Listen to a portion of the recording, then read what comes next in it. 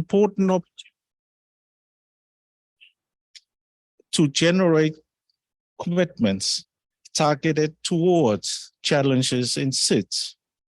This includes the midterm review of the Sendai framework, for which the process will kick off in mid-February, and the preparatory meetings for the 4th International Conference on SIDS that will culminate in the conference itself in 2024. AOSIS hopes to remain closely engaged with all relevant partners in the disaster risk reduction sphere throughout these processes. To this end, I would also like to recognize that UNDRR and UNDESA have been working closely with AOSIS on these issues, and we hope that our continued collaboration will accelerate delivery of the results we urgently need in SIDS. I look forward to the presentation of the report and listening to the discussion that follow, and this will be instrumental in guiding our work this year. Faf Thailam.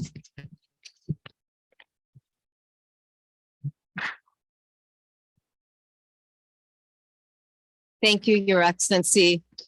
Thank you very much again for highlighting the challenges faced by SIDS, but also the imperative to enhance resilience. I now turn to our host, His Excellency, Mr. Jungkook Wong, Permanent Representative of the Republic of Korea to the United Nations in New York. I take the opportunity to thank you on behalf of myself and the organizers for hosting this event in your mission today. Excellency, you have the floor, please.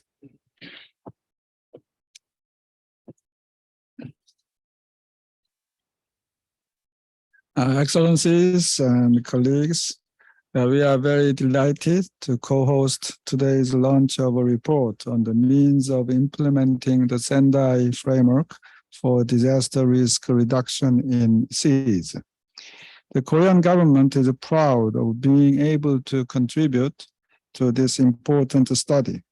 The funding was made in line with Korea's prioritization of supporting SIDS to achieve the SDGs, which include disaster risk reduction targets. I'd also like to thank all our colleagues in UNDRR, UNDESA, and AOSIS who participated in making the report. As we see in this study's findings, 38 SIDS, they are facing many challenges such as unsustainable financial resources, lack of capacity, and institutional constraints in implementing the Sendai framework for disaster risk reduction. To overcome these challenges, it is clear that more cooperation within the international community is required. In this regard, we believe that the Republic of Korea is a good partner. My government is willing to strengthen DRR partnerships with the SIDS, particularly in the following two areas. First, we'd like to beef up human resource capacity building. As you know, since we established the UNDRR Global Education Training Institute, GETI, in Incheon, Korea in 2010, we have provided DRR-related training for more than 10,000 officials every year from more than 180 countries.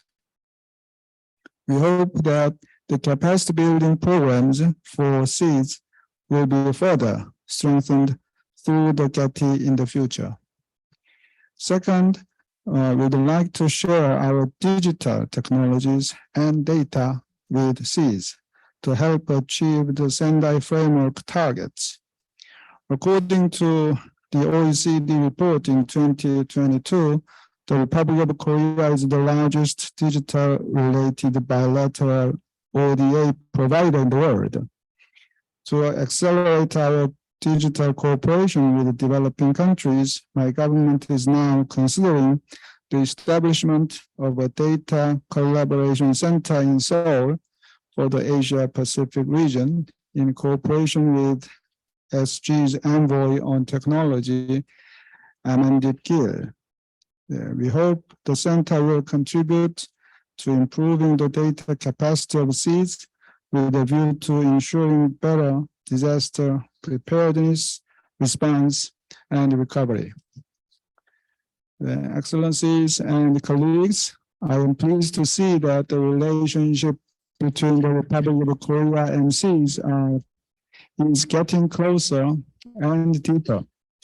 Despite the adverse global circumstances and the general trend of economic downturn and tight budget, my President Yoon Suk-yeol is determined to expand our partnership with developing countries, in particular with SIDS, and my government has decided to boldly increase its ODA by 21% this year.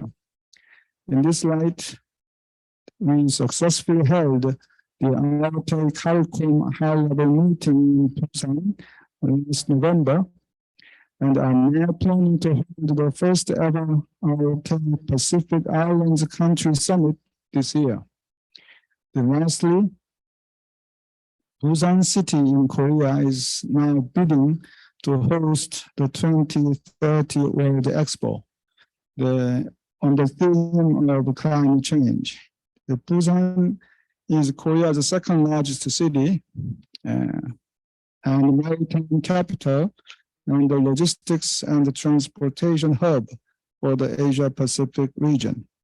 We are confident that the Busan 2030 Expo will provide great opportunities to enhance the ROK-SIDS cooperation in various fields such as climate change response, eco-friendly maritime transportation, maritime industry development, and more. So if you support the bid for our Busan Expo, we would very much appreciate it. Once again, my sincere appreciation goes to you all, and I assure you of our steadfast support for SIDS, and I look forward to working very closely with you all. I wish you all the best. Thank you very much.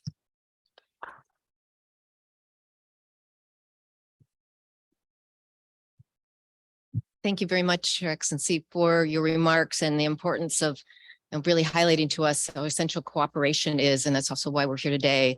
You highlighted many aspects, including from training to digital cooperation. So thank you for that. I now turn to our last speaker in this opening segment, Mr. Andreas Nupuripita, Second Secretary for the Permanent Mission of Peru, who will give his remarks on behalf of the Group of Friends for Disaster Risk Reduction in New York. Please, Mr. Peter, you have the floor.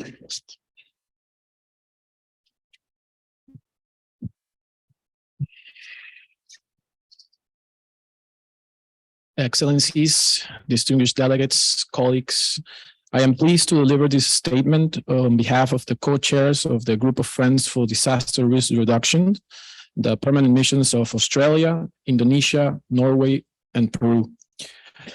Resilience to disasters is fundamental for small island developing states to achieve the sustainable development goals. Repetitively, we have seen how, due to inherent vulnerabilities and exposure and a lack of capacity to strengthen resilience, development gains that took decades to achieve can be wiped out when disaster strikes. We are thankful to the participants from throughout the SIDS regions, AOCIS, the Republic of Korea, UNDRR, and UNDESA for bringing forward this study to inform our work. As member states, we recognize the importance of disaster risk reduction and a risk-informed approach to development in the call to action of the political declaration of the 2019 SDG Summit. Collectively, we have reaffirmed our commitment in the ministerial declarations of the subsequent HLPFs and throughout the work of the Economic and Social Council and the General Assembly. The Sendai framework for disaster risk reduction is an integral part of the 2030 agenda, the global blueprint for comprehensive risk management for not only natural hazards, but also man-made hazards and environmental, technological, and biological hazards and risks. The study launched here today is an invaluable contribution to the midterm review of the Sendai framework, the 4th International Conference for SIDS, and the 2023 SDG Summit, and inform our deliberations in the GA and ECOSOC. These findings and key messages can chart a more resilient development pathway for SIDS, address the gaps and challenges that SIDS face in implementing the Sendai framework, thus making sustainable development for SIDS a reality. While progress has been made in implementing the Sendai framework, including importantly in understanding the risks we face, the period 2023-2024 represents an opportunity to fully integrate prospective risk reduction across agendas to reduce exposure, vulnerabilities, and inequality. We're at a critical inflection point to course correct at this midpoint between 2015 and 2030, and looking forward to the next program of action for SIDS. The group of friends of disaster risk reduction in New York stands ready and looks forward to collaborating with you as we collectively work to build a resilient future. Thank you.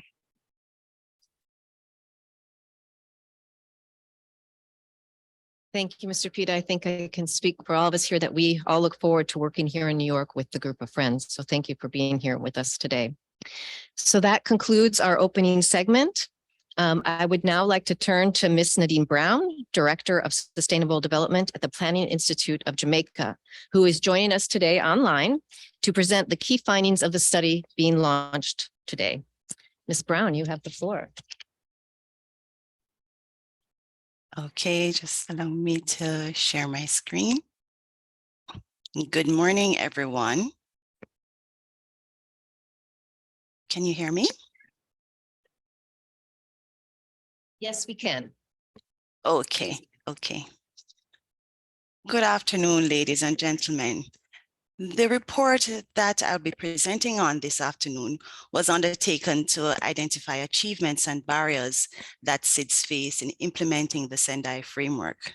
The report is a culmination of intense literature review, as well as a series of regional workshops and stakeholder consultations in which DRR authorities and Sendai framework focal points, some of whom will be on this call this afternoon, they would have shared their useful insights and experiences in implementing the Sendai framework.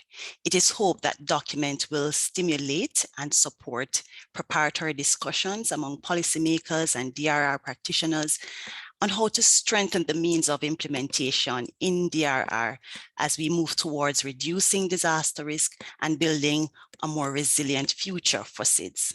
So this afternoon, I'll be sharing just the key messages emanating from the report.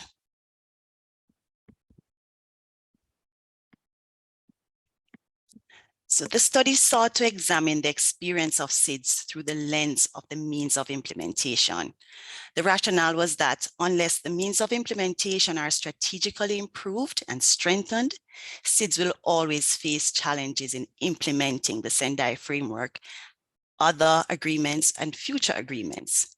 The means of implementation of the Sendai framework is a mix of interdependent thematic areas, which focus on financing, capacity building, technology, data, and inclusive trade. And these should all work together to create an enabling environment for the implementation of the framework. So as shown here, the means of implementation is to look at reaffirming that developing countries, including SIDS, least developed countries, middle-income countries with special challenges, require coordinated, sustained, and adequate international support for DRR through bilateral and multilateral channels. To enhance access of states, in particular developing countries, to finance environmentally sound technology, science, and inclusive innovation. To promote the use and expansion of thematic platforms of cooperation, and to incorporate disaster risk reduction measures into multilateral and bilateral development assistance within and across all sectors as appropriate. Strengthening the means of implementation is critical not only for implementing the Sendai framework, but it is also in line with the Small Island Developing States Accelerated Modalities of Action, the Samoa Pathway. The assessment, therefore, not only addresses the MOI of the Sendai framework, but the Samoa Pathway, which, as you can see, covers pretty much the same thematic areas that you would have seen on the previous slide. The key messages that I will be presenting in the subsequent slide summarizes the limitations and constraints discussed in the assessment. We hope that it will also serve to stimulate discussion among policymakers and key stakeholders and promote comprehensive responses to the challenges identified. So I'll be presenting the key messages on financing, capacity gaps and constraints, and institutional challenges, partnership, and reporting. Among the key messages on financing, key message 1 speaks to accessing concessional financing. It must be noted that although GDP indicators are often used to assess the health of economies and their vulnerability, in the case of SIDS, these indicators do not capture their susceptibility to disasters. So most SIDS are identified as middle-income countries, but the GDP figures do not capture vulnerabilities such as exposure to natural hazards, dependence on climate-sensitive sectors to keep their economies going, and their ecological fragility. So donors must therefore consider the multidimensional vulnerability that SIDS face in accessing concessional financing. And this is a focus of the work currently being done by the UN and the High Panel on the development of a multidimensional vulnerability index. Key message 4 highlights the strengths of the programmatic approach as opposed to a project approach. Risk reduction measures usually take some time and may not be easily accomplished in short-term projects. The short-term approach may have SIDS focusing on those short-term deliverables to meet the requests of the donor, but may not respond to structural long-term needs. The other 2 messages shown here speak to simplifying the application process for financing and the high cost of project implementation in SIDS. Key message 5 speaks to the sustainability and resilience of critical infrastructure. Reducing disaster risk must include cost-effective ways to future-proof new development and retrofit existing infrastructure to withstand current and emerging climate and disaster risk. The Asian Development Bank presents a very strong case for a strong business case for resilience investment, stating that with an average $1 spent, you would save $4 to $7 in response. Key message 7 speaks to the inclusion of DRR indicators in climate adaptation financing. If there is an integrated approach to disaster risk reduction and climate change adaptation financing, climate financing can then contribute to long-term resilience by supporting both adaptation and risk reduction activities. This will allow SIDS to access more opportunities for disaster risk reduction work while supporting risk-informed adaptation. A good example of this integration comes from the Caribbean, where the Caribbean Community Climate Change Center and the Caribbean Disaster Emergency Management Agency have already put in place a governance mechanism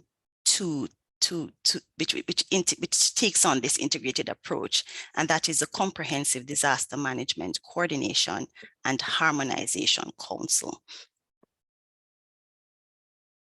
Key messages 9, 10, and 11 speak to the importance of debt reduction, the use of nature-based solutions in DRR, and a focus on finance instruments that reduce risk and prevent new ones, in addition to risk transfer mechanisms. Key message 11 highlights the point that risk financing or transfer is just one layer in the comprehensive approach for financing prevention. Disaster risk reduction financing requires a multi-layered approach, which is a blend of ex-ante and ex-post financing. Also, it requires the development of methodologies and guidance for business and investors to include DRR in their decision-making processes. So looking at the capacity gaps and constraints, among the capacity gaps identified in the assessment were limited human resources, limited availability of required skills to carry out the analysis required for DRR, limited expenditure on research, and little capacity to conduct that research, the need for improved data collection and a statistical analysis, key information gaps, and limited access to technology and innovation. Now, because SIDS face this myriad of capacity gaps, it is indeed a challenge for them to improve implementation of the framework. Reporting requirements therefore need to be revisited, as we really are not seeing the true picture of how countries are performing at the local level, because we are receiving incomplete data for successive years. Partnerships, where partnerships are concerned, one of the key messages related to partnerships address the integration of local and indigenous practices into the DRR process. The engagement of indigenous people and the integration of traditional knowledge in national disaster risk reduction is critical to ownership and buy-in. The study speaks to the importance of collaborating with indigenous groups, for example, for the design of early warning messages. A prime example is that of a village on Pentecost Island in Vanuatu, where traditional storytelling improved the community's response to the 1999 tsunami. In conclusion, the findings of the assessment indicate that despite the fact that SIDS capacities and abilities to implement successful DRR initiatives vary, greater and coordinated support is required to strengthen the means of implementation to implement the Sendai framework. We are aware that not all the needs will or can be addressed, but it is very important and critical to identify the challenges in order to improve implementation and subsequently improve resilience of SIDS.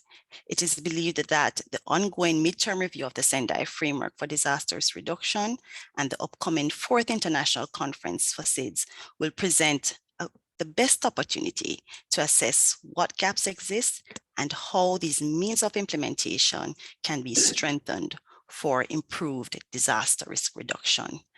That concludes my presentation. Thank you for listening, and the report is available online at the link shown here. Thank you. Thank you very much, Ms. Brown. The findings you shared are incredibly important and will help provide a basis for the many upcoming processes. In this sense, I will now turn to a few speakers in the room who will share how these findings can be taken forward. First, I'd like to introduce for her remarks, Ms. Mami Mitsutori, Special Representative of the Secretary General for Disaster Risk Reduction. You have the floor. Thank you very much. So at the outset, Excellencies, distinguished delegates, I would like to thank the Republic of Korea, the government, for supporting financially the study that we are now presenting today, and for hosting this event. Thank you very much. So for many of us gathered here today, the threats that SIDS face is obvious. They are well understood. And we know that SIDS are at the front line of climate crisis and many other disasters, and they are some of the most disaster-prone countries in the world. Disaster risk reduction is an imperative for all countries, but for the countries which are more vulnerable, and SIDS fall into this category. Unfortunately, their particular vulnerabilities are therefore recognized in the Sendai framework for disaster risk reduction and the Samoa pathway. Yet, as we have heard today, despite this global recognition, unique challenges faced by small island developing states continue to hinder the full implementation of the Sendai framework, which in turn hinders the full implementation of the Samoa pathway and their SDGs. We must and we can do more for all SIDS. The study, which has been launched today, conducted in partnership between the UN United Nations Department for Economic and Social Affairs, UNDESA, UNDRR, and the Alliance of Small Island Developing States, AOSIS, and made possible once again by the general support of the Republic of Korea.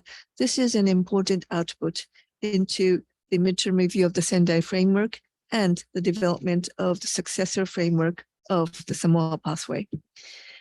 The study provides a rationale, a very granular analysis for the action we need to take in the next 15 years.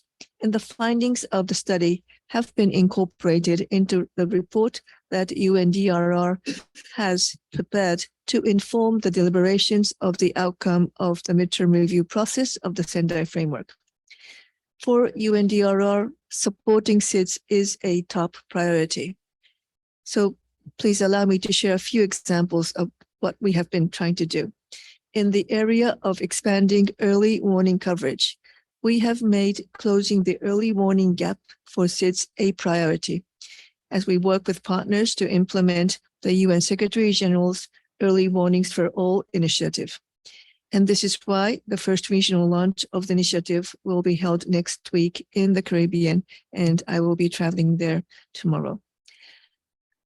Around enhancing the understanding of risk, which is the first priority of action of the Sendai framework, we have prioritized supporting SIDS through the joint UNDRR and WMO Center of Excellence for Climate and Disaster Resilience in Geneva. This center will support SIDS so that they can improve the collection and analysis of crucial data around loss and damage, and that this data will be reported duly to the Sendai Framework Monitor, which will also be used to monitor the SDGs and the Samoa Pathway implementation. When we have these data, we will know exactly what are the needs of the SIDS and what are the gaps in terms of the international cooperation that is lacking. And this will, again, accelerate the implementation of the global frameworks. Moreover, as a founding member of the Coalition for Disaster Resilient Infrastructure, CDRI, we have been engaged in the implementation of the Infrastructure for Resilient Island States initiative of the coalition, IRIS.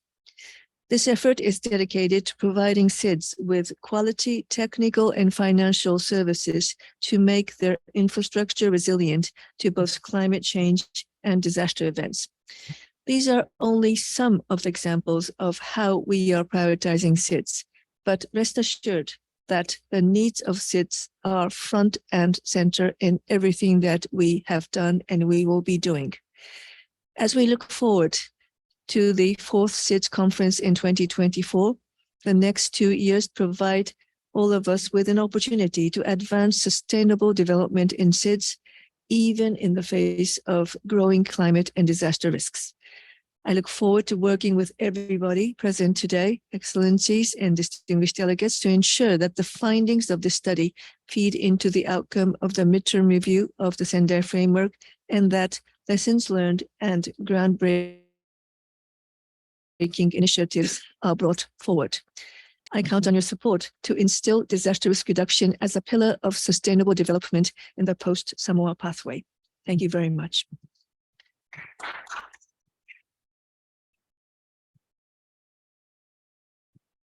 Thank you very much, Ms. Mizutori. We are all looking forward to the midterm review of the Sendai framework this May and hope that it serves to accelerate, which it must, to the implementation of the Sendai framework looking forward to 2030.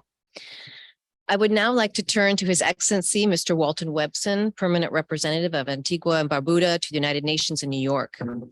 In addition to the midterm review of the Sendai framework, we also look forward to the 4th International Conference on SIDS in 2024, which will be hosted by the government of Antigua and Barbuda. It will be preceded by a series of regional and interregional meetings this year. Excellency, you have the floor.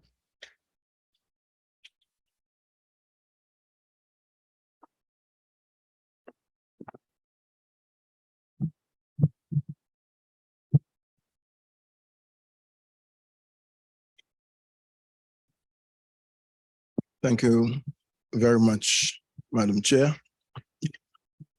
Excellencies, colleagues, I begin by thanking the government and the nation here of Korea for bringing us together to continue this very important discussion. you would find some commonality in what I have to say based on the report that our colleague from Jamaica just presented.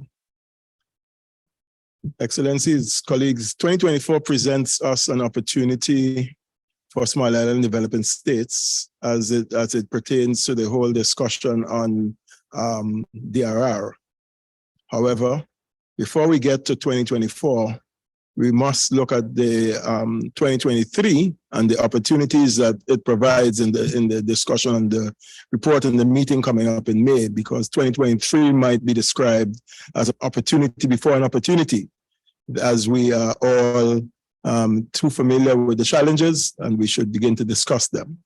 Allow me, colleagues, to just point out 4 points and to build on these a little bit. Firstly, the means of implementation in small island developing states is lacking, and we need to address that. I think we heard a little bit about that. Secondly, the lack of data continues to present challenges. Thirdly, the lack of capacity makes our reporting on the implementation of the Sendai framework incomplete. And fourth, there just isn't an enabling environment at this moment that allows small island developing states to take advantage of the issues before. Now, how do we therefore tackle these 4 points that I have indicated? As the host of the 4th Conference for Small Island Developing States, disaster risk reduction will take a center stage, will be very foremost in our discussions as we plan. SIDS share vulnerabilities and experiences of all types, and we face all kinds of shocks that makes our case pressing and very difficult. How do we address the means of implementation? Well, we have to hold the international community, I believe, accountable and in their commitment towards helping small islands as we go forward. A successful MVI, which is being discussed at this time, and we hope will draw some conclusions by mid-year, is one part of the equation. And I am sure that we will get there in that whole discussion on the MVI. We have some momentum, we have some attention, and we believe this is critical. Addressing small island developing states graduation into middle and high income categories will also help us to unlock findings and unlock financing in addition to reform of the international architecture. All of this, however, would mean nothing without this, would mean nothing without not only the commitment of for additional resources for DRR, but actually getting those resources into the hands of the communities and governments in small islands. The private sector has a big role to play in this, and I will return to this a little bit more when I discuss the enabling environment. The lack of data continues to hamper our growth and development and how we respond to shocks, including disasters. This is why for the 4th SIDS conference, we are proposing a series of data hubs for small island developing states. So it was quite heartwarming and to hear my colleague from Korea speak of his government's data hub for Asia. I think this would help a lot with enabling us to capture data, verify their accuracy, and assist small island developing states in completing the reporting and doing so more accurate. The lack of human and technology and technological resources is another matter of importance. as our capacity is limited in those areas. And this also makes it difficult for small island and developing states to advance on DRR. We must continue to call for the transfer of technology, including early warning systems. At the COP27, there were talks about $3.1 billion to achieve early warnings for everyone by 2027. This sounded really good, and we would like to see a reality. This is in line with the SG's early warning system proposal. We have to ensure that small island developing states are in the forefront of this initiative, and I will propose to the SG when we meet that a first batch of early warning systems announcements can be done at the 4th SIDS conference to be held in Antigua and Barbuda. Finally, colleagues, the enabling environment that would allow for investment in adaptation measures that would build resilience and minimize the impact that disaster would have on small island developing states. Let us be honest here. We are small islands, and to fix some of the problem doesn't cost a whole lot of money in comparison. We must look at the enabling environment as one that readies us and our countries for investment in resilience before storms, before we are storm proofing and invest in new infrastructure. These are all important. We can look at it in two ways. One, we are small, so we can build model projects easily to prove concepts. And two, we can look, instead of the old paradigm of looking at small micro islands one by one, we can group islands together, and the private sector can have a stronger role and a stronger interest. Our islands are attractive. We have much to offer that others do not. We therefore must ensure that the enabling environment is a two-way street. At the 4th conference, the private sectors must come on board with us and invest and offer tangible solutions for these islands.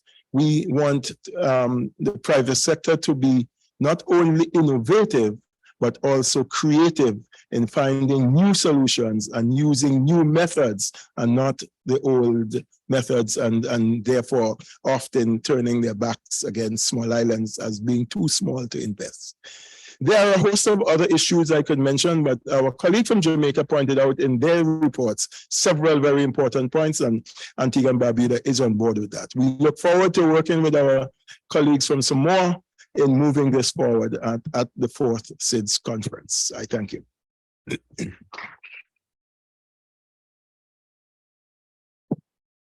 Excellency, thank you very much for your valuable insight, not only on the challenges, but also on how to address those challenges. Looking at the time, it does that, as that is with were the last remarks. We may have time for a couple questions, possibly. So I'm getting the thumbs up on that. So we have people watching online, and obviously those of you in the room, if you want to raise your hand, if you have any questions. I also do see that we already have one in the chat, so maybe I will just start us off with that, and then I can take maybe a question from the room. So from the chat, I see the question is, how many islands are in immediate danger of natural hazards? Is there any number? So I'll open that to all of our distinguished guests and panelists. Although I know, Mami, would you be able to answer that one? I won't be able to respond with the exact numbers, but what I can say is that all of them are exposed to very, very increased, frequent, and immediate threats. And the point is that for many SIDS, it is an existential threat that is not only going to be seen as affecting their future, but affecting their today. Now, also, we have seen during the pandemic that crisis hazards do not come in isolated manners.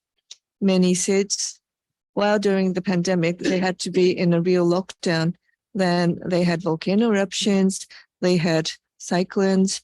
And so we live in what we call a multi-hazard world, but we see it most vividly in the SIDS. So this is the reality, and this is why it is so important that SIDS can have their means of implementation of the Sendai framework. Maybe now we take a question from the room. Are there any hands? Anybody want to raise their hand? Have any questions? Everything was crystal clear. It's all covered. Yes. Oh, wait, there's a microphone right there, so we can all hear. Hi, I'm Caroline Martin from the IFRC. Thank you all so much for this informative dialogue. I'm wondering if the panelists could expand on how DRR can be integrated into the next SIDS program of action. And could you say that how DRR can be integrated? Sorry, it was a little hard for me to hear, but maybe I'm the only one standing up here that Into the next SIDS program of action. into the next SIDS program of action. Okay. Any of our panelists wish to? Yes. Would anyone like to, Ambassador Weck, please? Thank you very much for the question. I think the previous speaker indicated that all the islands are at danger in different ways. So as we look forward from 2024, which is the next SIDS program of action, one of the things we want to be sure that we do build into the program of action is very specific, practical ways to address some of the points I mentioned. Data need. We talk about a data hub, which will allow us to respond. We noted the issue of capacity, and we have to do this. And we have to be more creative. We can't just be speaking of, especially in the very small islands, doing programs for one island and then turn our backs because we say it's too small. So we're going to be looking creatively at how we could address problems sub-regionally and regionally, rather than just trying to pick off small projects and look at larger programs that encompasses the challenges that island nations face. I think that's how but the issue of data, technology, and capacity are critical to address some of these issues. Thank you, Excellency. I don't see any other hands in the room, but I do have a couple more questions on the chat, and we have a minute. So unless I see a hand, no. Okay, so the question I see is, children are among the most vulnerable. How can SIDS incorporate DRR in school safety? Would any of our panelists and distinguished guests able to take a stab at that one? Yeah, please. So definitely, when we talk about disaster risk reduction, we need to make sure that the most vulnerable countries, but also the most vulnerable of the population, are protected, but not only protected, but their voices are reflected in the policies and planning.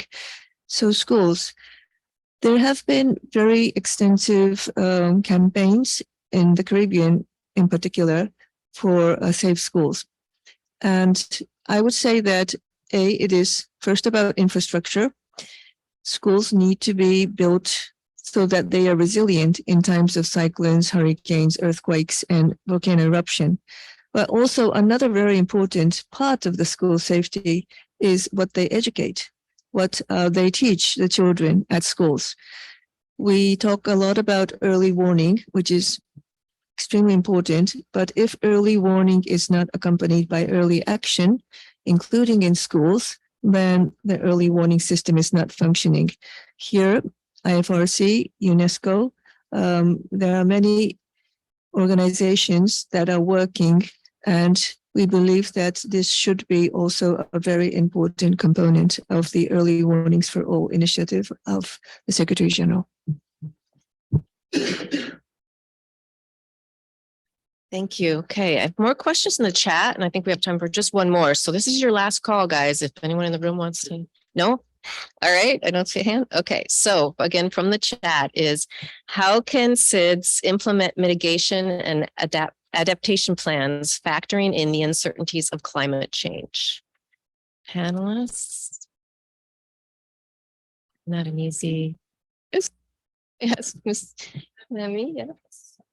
I'm delighted. So actually, this is a very excellent question, because in many countries, you actually see that disaster risk reduction is not integrated into climate action, adaptation, mitigation, and you don't see climate action integrated into disaster risk reduction, and neither of them goes into sustainable development policies.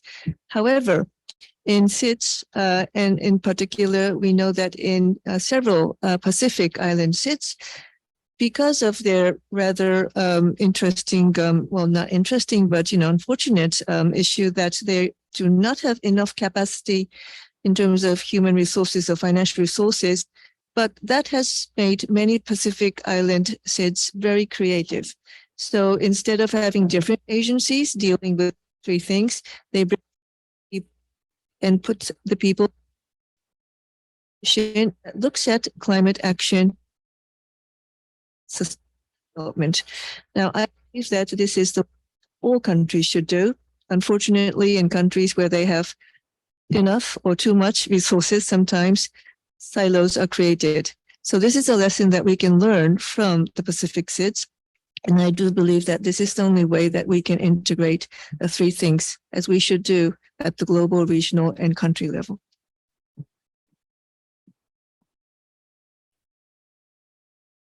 I've been given the green light for one more question. And again, I'll take it from the chat, although I am scanning the room, so no one feels excluded.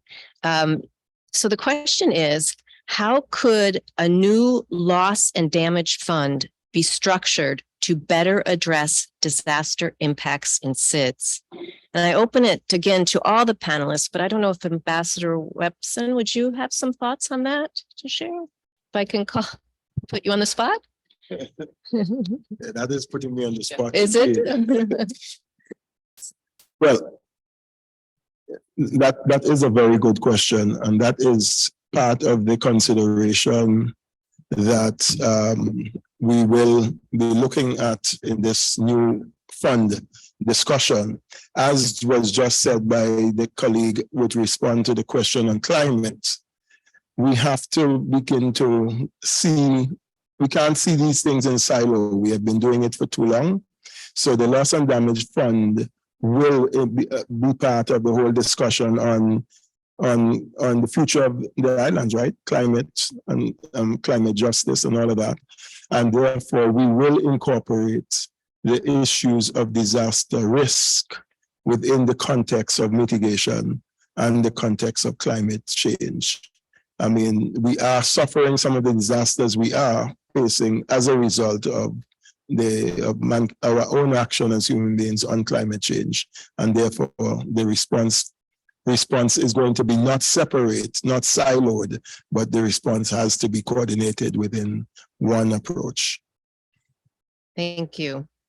So that does wrap up our Q&A. So excellencies and colleagues, we have also heard from the last speaker of the day. Our distinguished ambassadors, speakers, and panelists, so many thanks to you. You have all spoke to what many in this room have known for years. Small island developing states face the highest frequency of disasters in the world.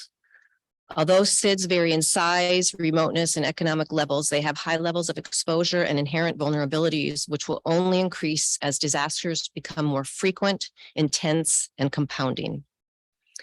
Despite this forecast, we, the IFRC, and our 192 national Red Cross and Red Crescent societies, including our 39 small island national societies, remain optimistic for the coming years. The study today helpfully explains the gaps and challenges and restraints faced by SIDS in implementing the Sendai framework and strengthening DRR so that those gaps, challenges, and restraints can be addressed.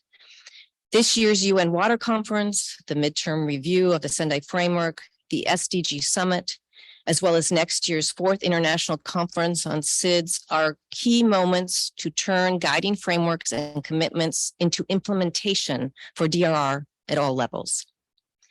As auxiliaries to their governments, our small island National Red Cross and Red Crescent societies see and feel the impacts of more frequent, more intense, and compounding disasters. From Cuba to the Cook Islands, our National Society staff and volunteers work to make sure their communities are prepared for and able to respond to any disaster. Based on our experience, we know what needs to happen. We need to focus first on the most vulnerable people and countries, especially SIDS. We need to address factors that increase inherent vulnerabilities.